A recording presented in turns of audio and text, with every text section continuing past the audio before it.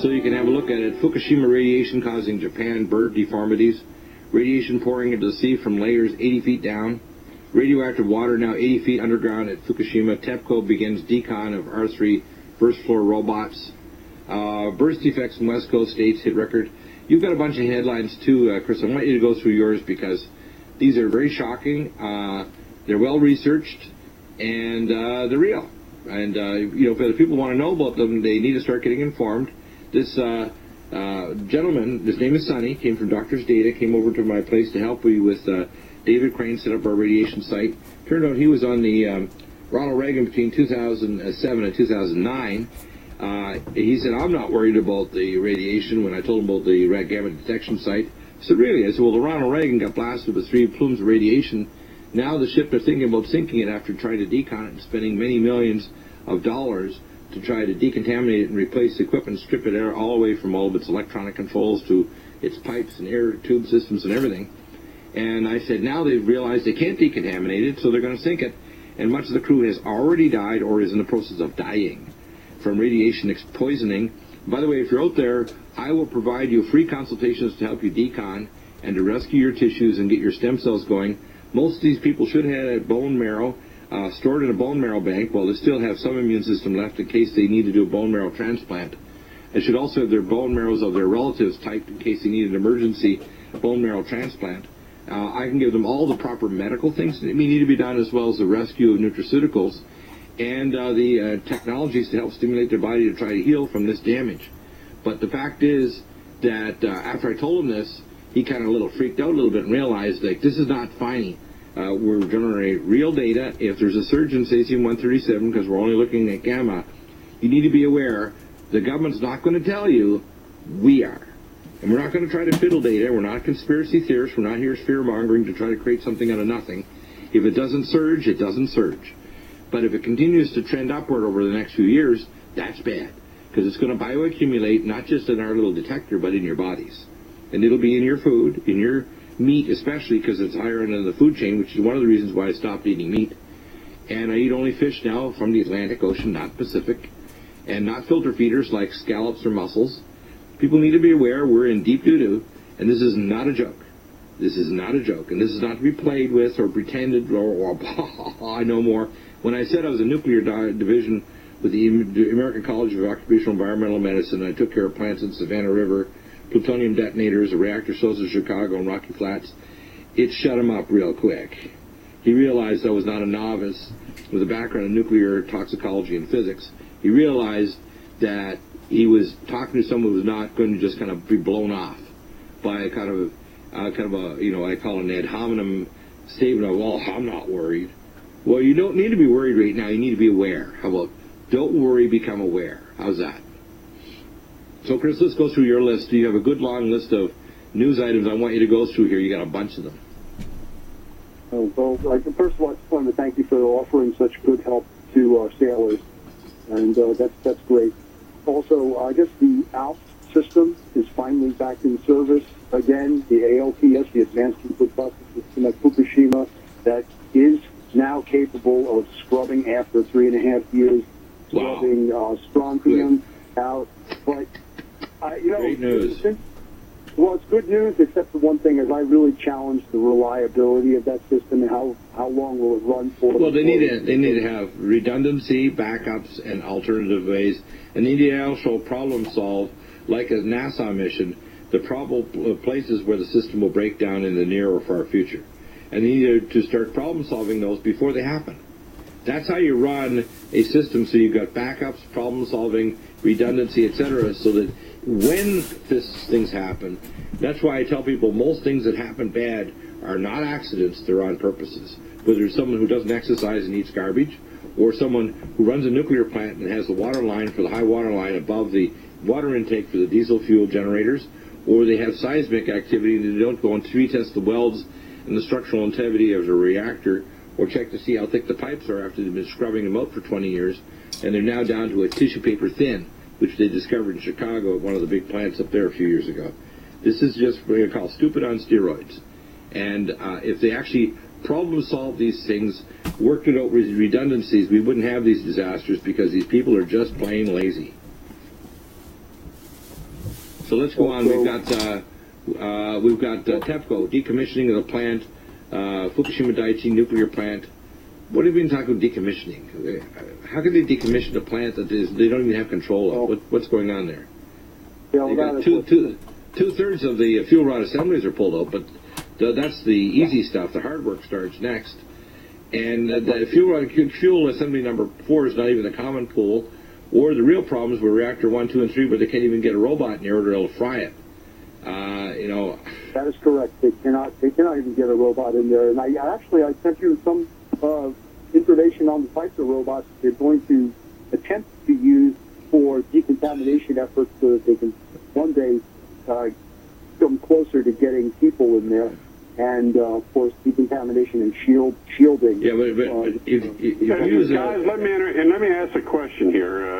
Yeah. May sound stupid, but are you telling me that they can't take a robot and put all kind of lead shielding on it and use it? It's that bad? Lead's not enough. You need to put depleted uranium shielding to shield the gamma, which will fry the integrated chips, and neutron flux. The neutron flux changes the crystal structure of the silicon wafer. The only chips that work are ferromagnetic, which they don't want to tell you about from Atmel Corporation because they're classified. Their tri-triple-prime ferromagnetic chips are better than the tubes that the Russians use for their Tupolev long-range jets and their other aircraft that are, we call EMP resistant. But they're also neutron flux and neutron flux as well as electromagnetic pulse and gamma resistant. So that's the problem. What they should be doing is putting cabled robots that we're using fiber optics. They can go in there. If these small robots, they can start moving the debris around. I don't think they should be extracting anything. They need to do two things. Their enemies are neutrons and water. So they need to put a starlight, and I'm putting this in my report, which will be ready here very shortly and ready to go to everybody. I sent a rough draft of it in the last newsletter last weekend, and unfortunately the pictures didn't come through.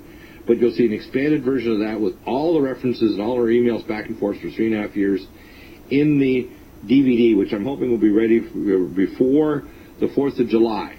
Because we as Americans, and this, we've already heard this story, we're going to actually get a tab from the Japanese and TEPCO for the destruction of this plant for fixing it up, because we're in the tailpipe of this mess. And they're going to hand it over to America and say, yeah, it's your mess now, you got to clean it up, America.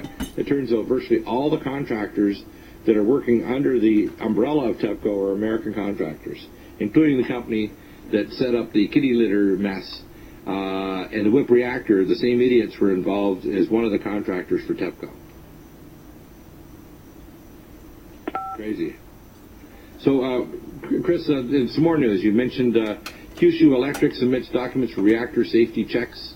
You've got a report here, recent topics, robots usher in new phase of cleanup. And if you look at the one right beneath that one also, those documents are being challenged heavily by the Nuclear Regulatory Agency in Japan. In fact, the harsh criticism to the TEPCO and the other companies that want to go ahead, and I'll tell you exactly where the specifics are in the seismic responses of the plant itself.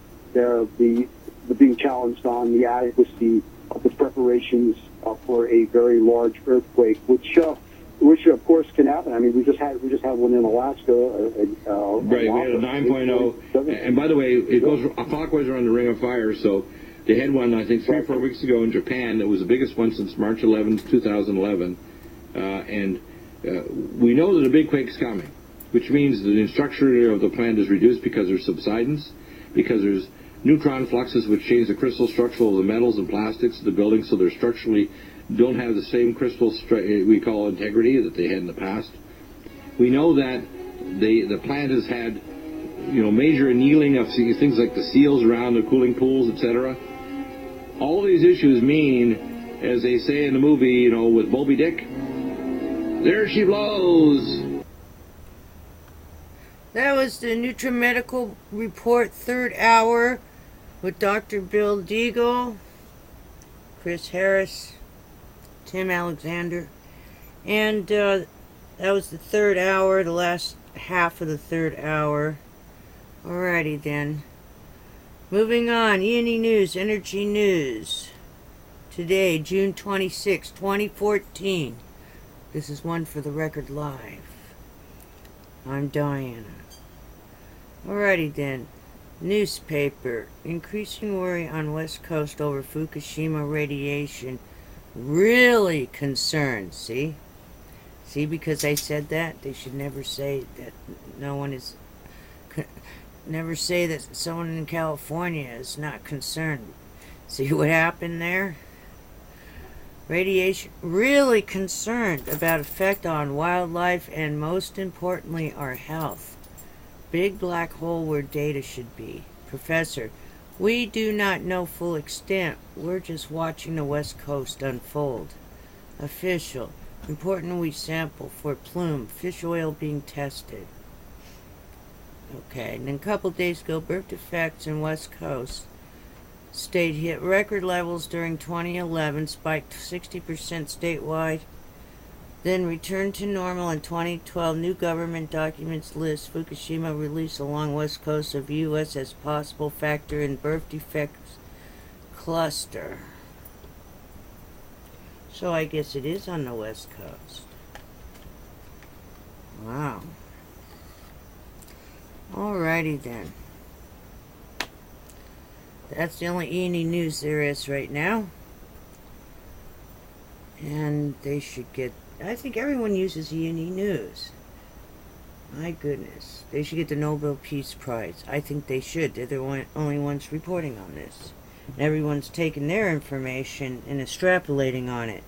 I think they need the Nobel Peace Prize. What do you think? They've been continuously running all the information about Fukushima. That's where everybody gets their information from. From Dr. Bill DEAGLE to little old one for the record. Wow, and then everybody else. Alrighty then. Moving on. I think I have to just upload this. This will actually upload onto my channel. So, let's see here. Let's pause it for a minute.